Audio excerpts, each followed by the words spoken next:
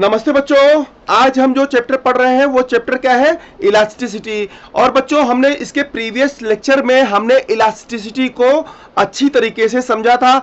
Elasticity बच्चों क्या होता है कि अगर कोई बॉडी है और बॉडी के ऊपर हमने कोई फोर्स लगाया है और अगर उस फोर्स को हम हटा देते हैं तो वो बॉडी अपने ओरिजिनल शेप और साइज में जो है वापस आ जाती है। तो बच्चों ये जो प्रॉपर्टी होती है इसको हमने as a terms elasticity define किया था। अब बच्चों अगर इलास्टिसिटी हमको डिफाइन करना है तो हमको कुछ टर्म की जरूरत पड़ेगी। तो हमने बच्चों उस टर्म को जो है डिस्कस किया था। वो टर्म क्या था बच्चों? एक स्ट्रेस था और एक स्ट्रेन था। अब स्ट्रेस जो है बच्चों दो तरीके का था। एक तो बच्चों हमारा जो स्ट्रेस था वो क्या था बच्चों? वो बच्चों ये था, एक हमारा स्ट्रेस जो था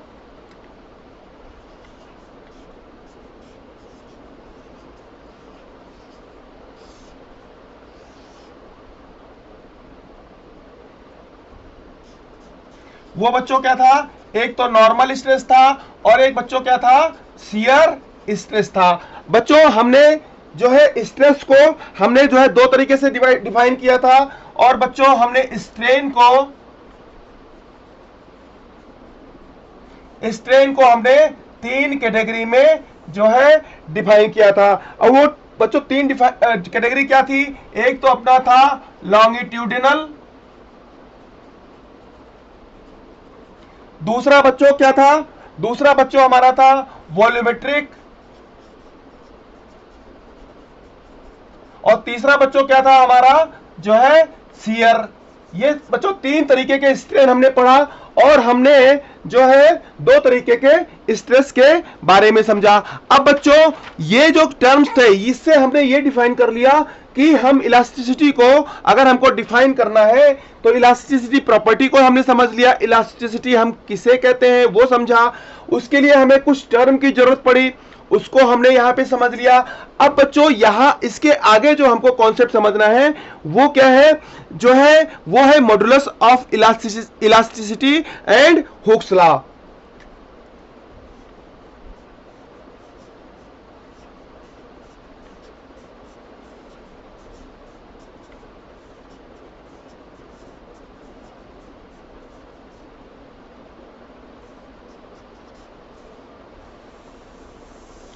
अब बच्चों अब मॉडुलस ऑफ इलास्टिसिटी के बारे में हम जो है पढ़ेंगे। अब बच्चों यहां पे एक ये चीज समझ लेना बहुत जरूरी है कि ये जो चैप्टर है ये चैप्टर बहुत ही सिंपल है पर बच्चों इसका वेटेज बहुत ज्यादा है। इसके जो कॉन्सेप्ट्स हैं ये तो बहुत ही सिंपल है पर इसके जो नंबर है, नंबर जो है बहुत उसी प्रोपोर्शनल में मिलते हैं जितना कि आपको हार्ड कॉन्सेप्ट, हार्ड चैप्टर के जो है आपको मार्क्स मिलते हैं। तो बच्चों हम क्या है, हार्ड जो हमारे जो डिफिकल्ट चैप्टर रहते हैं उस पर हम बहुत ज्यादा फोकस करते हैं और इस तरीके के जो चैप्टर्स रहते हैं जो कॉन्सेप्चुअल्स कॉन्सेप्ट के बेसिस पे होते हैं इसको हम मिस कर देते हैं। और आप देखेंगे बच्चों हम इस कॉन्सेप्ट को डिस्कस करते करते ऐसे बहुत सारे क्लूज जो है आज डिस्कस करेंगे जिनके बेसिस पे आप जो है चार नंबर के क्वेश्चंस आए हुए हैं। और बच्चों अगर हम सिर्फ आईआईटी की बात करें तो वहां पर आपको एक एक नंबर में एक एक नंबर के पीछे जो है आपकी 2-2 हजार रैंक पीछे हो जाती है। तो बच्चों अगर इस चैप्टर से 4 नंबर के क्वेश्चंस आने हैं और आपने मात्र कुछ सेकंड में उस क्वेश्चंस को सॉल्व कर दिया कॉन्सेप्ट के बेसिस पे तो आप बच्चों जो है हजार रैंक्स में आप जो है आपकी रैंक जो है आगे निकल जाएगी। तो बच्चों आप एंड तक बने रहिए, इस कॉन्सेप्ट को समझिए और इस कॉन्सेप्ट के बेसिस पे जो आप जो है आप स्कोर करेंगे वो आपके लिए बहुत ज्यादा फ्रूटफुल होगा। तो बच्चों आज हम डिस्कस करने वाले हैं मॉडुलस ऑफ इलास्टिसिटी। अब बच्चों मॉडुलस ऑफ इलास्टिसिटी डिस्कस करने के लिए हमको एक साइंटिस्ट थे, साइंटिस्ट का बच्चों नाम था रॉबर्ट हुक।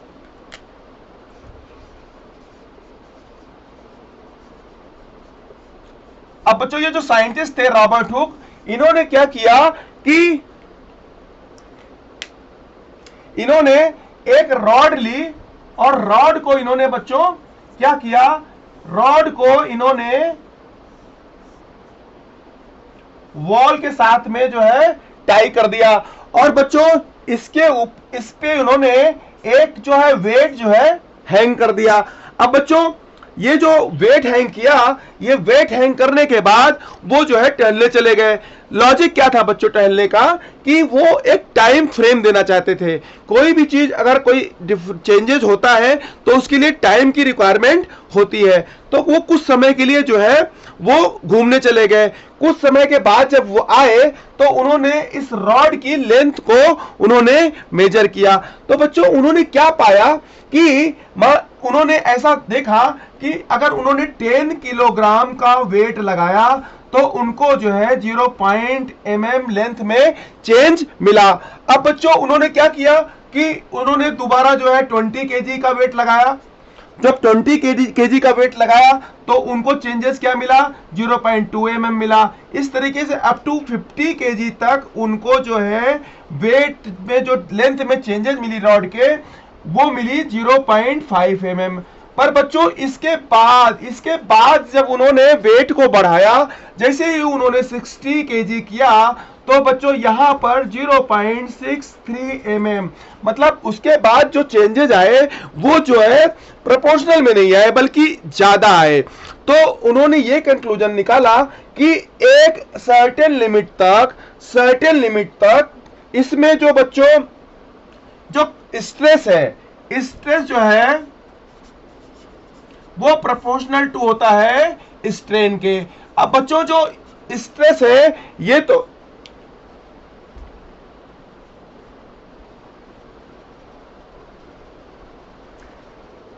अब बच्चों जो ये स्ट्रेस है, स्ट्रेस जो है ये क्या है बच्चों, कॉज है, और जो स्ट्रेन है ये क्या है, इफेक्ट है।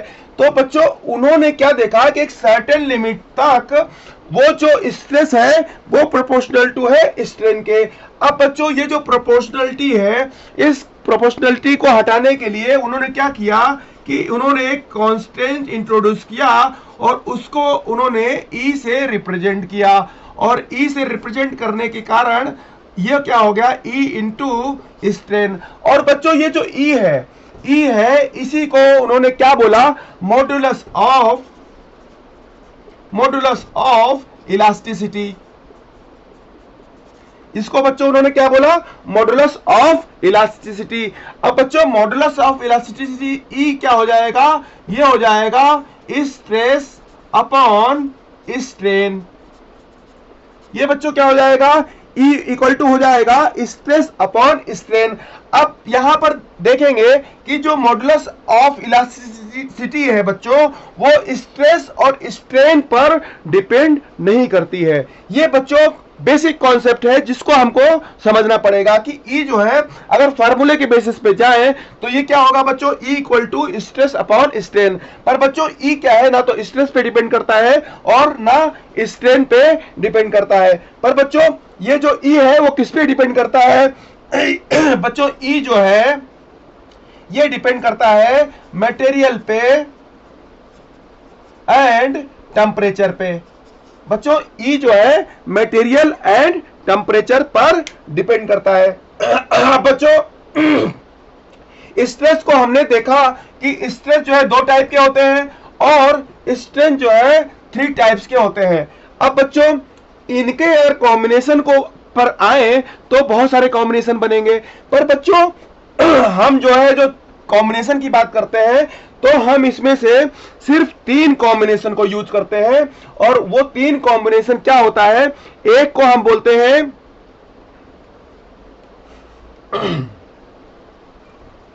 एक को बच्चे बोलते हैं यंग्स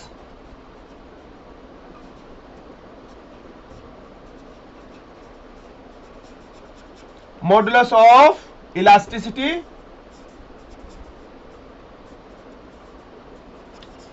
दूसरे को बच्चों क्या बोलते हैं, दूसरे को बोलते हैं बल्क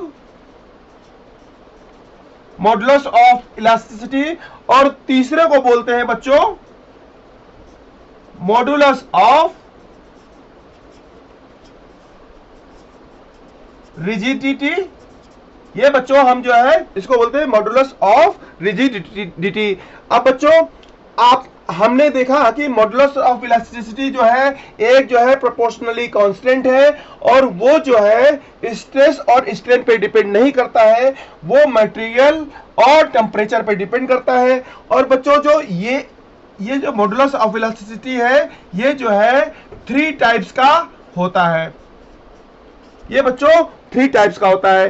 पहले टाइप्स को हम बोलते हैं यंग मॉडुलस ऑफ इलास्टिसिटी, दूसरे को हम बोलते हैं बल्क मॉडुलस ऑफ इलास्टिसिटी और तीसरे को बोलते हैं बच्चों जो है मॉडुलस ऑफ रिजिडिटी। अब बच्चों यहां पर हम डिस्कस पहले करते हैं यंग्स मॉडुलस ऑफ रिजिडिटी।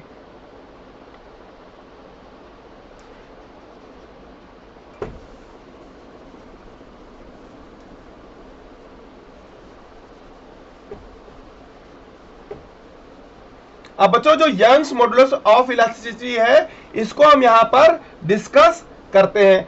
अब जो यंग्स मॉडुलस ऑफ इलास्टिसिटी है बच्चों उसमें हम क्या लेते हैं कि उसमें हम जो है नॉर्मल स्ट्रेस को लेते हैं और लॉन्गिट्यूडिनल स्ट्रेन को लेते हैं।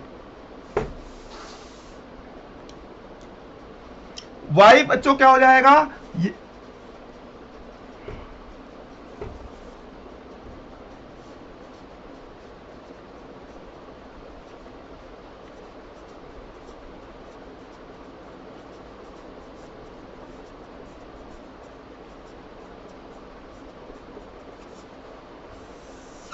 बच्चों जो यंग्स मॉडुलस ऑफ इलास्टिसिटी है इसको हम जो है y से रिप्रेजेंट करते हैं। और बच्चों जो y होता है, y क्या होता है, ये होता है नॉर्मल स्ट्रेस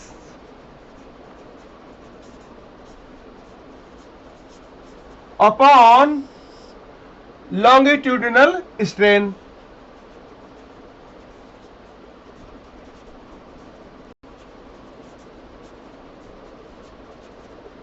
बच्चों ये जो है normal stress upon longitudinal strain, और नॉर्मल स्ट्रेस को हम लिख सकते हैं F अपॉन में A।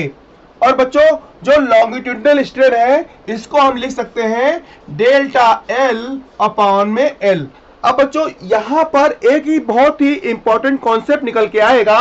वो इंपॉर्टेंट कॉन्सेप्ट क्या है कि अगर हम इसको थोड़ा सा रीअरेंजमेंट करेंगे, अगर इसको थोड़ा सा रीअरेंजमेंट करेंगे बच्चों तो क्या निकल के आता है, y equal to F, L ऊपर चला जाएगा और नीचे क्या आ जाएगा बच्चों, डेल्टा एल इंटू ए।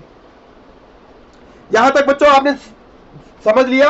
अब यहां पे बच्चों f को हमने एक तरफ रखा, f को बच्चों एक तरफ रखा तो बच्चों क्या हो जाएगा, y डेल्टा एल क्रॉस में चला जाएगा और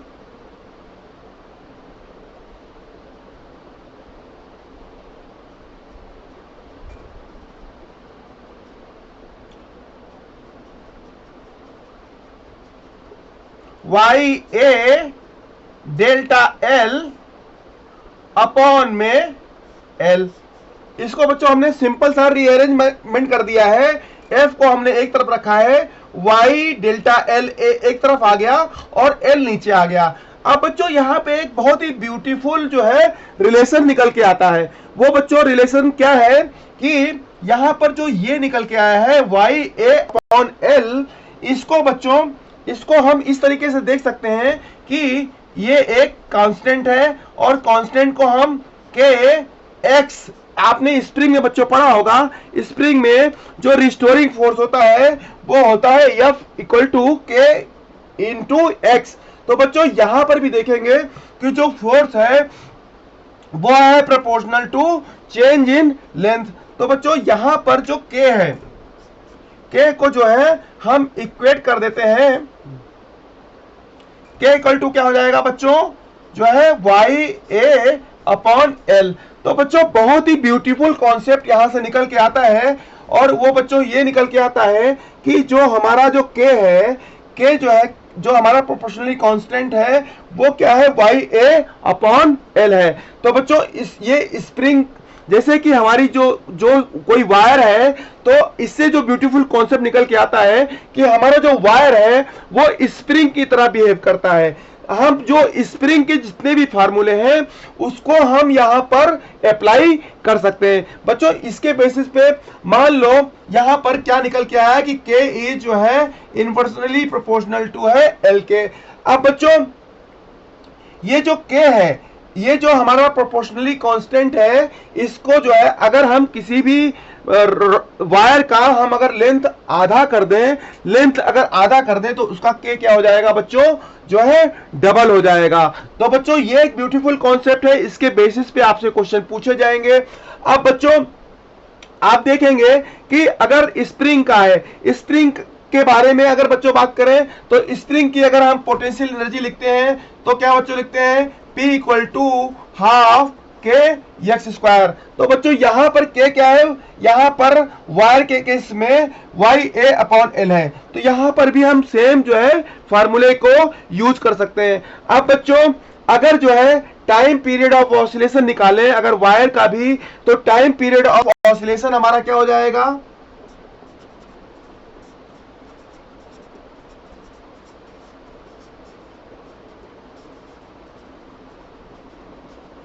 टाइम पीरियड ऑफ ऑसिलेशन बच्चों क्या हो जाएगा, जो है 2 pi under root m upon K। बच्चों यहाँ पे K क्या है, K हमारा जो है यही है YA अपॉन L। तो बच्चों ये जो चैप्टर है इसमें जो ब्यूटीफुल कॉन्सेप्ट ये निकल के आया कि हमारा जो वायर है, wire as a spring behave करता है, और जो हमारे स्प्रिंग के जितने भी फार्मूले हमने पढ़े हैं वो फार्मूले यहाँ पर जो है काम आ जाएंगे। तो बच्चों हमने जो है मॉडुलस ऑफ इलास्टिसिटी को पढ़ा, मॉडुलस ऑफ इलास्टिसिटी के टाइप्स को पढ़ा, हुक्स लॉ को पढ़ा, हुक्स लॉ को समझा, और बच्चों उसमें जो एक टाइप्स है मॉडुलस ऑफ इलास्टिसिटी, इसको समझा। अब बच्चों ये जो मॉडुलस ऑफ इलास्टिसिटी है ये क्या है, नॉर्मल स्ट्रेस के बारे में बात करती है। तो बच्चों ये जो कॉन्सेप्ट है, ये कॉन्सेप्ट जो है only for used in solids. ये बच्चों जो यंग्स मॉडुलस है ये सॉलिड्स के लिए ही यूज करते हैं, क्योंकि यहां पर हम जो है नॉर्मल स्ट्रेस की बात कर रहे हैं। तो बच्चों आपने इस कॉन्सेप्ट को समझा, इस कॉन्सेप्ट को समझने के बाद आप इसके क्वेश्चंस करिएगा। आपको क्वेश्चंस करने में कोई दिक्कत आती है तो आप जो है हमको मैसेज कर सकते हैं। और बच्चों इसके आगे जो है हम आगे के कॉन्सेप्ट को हम नेक्स्ट लेक्चर में कंप्लीट करेंगे। बच्चों थैंक यू वेरी मच।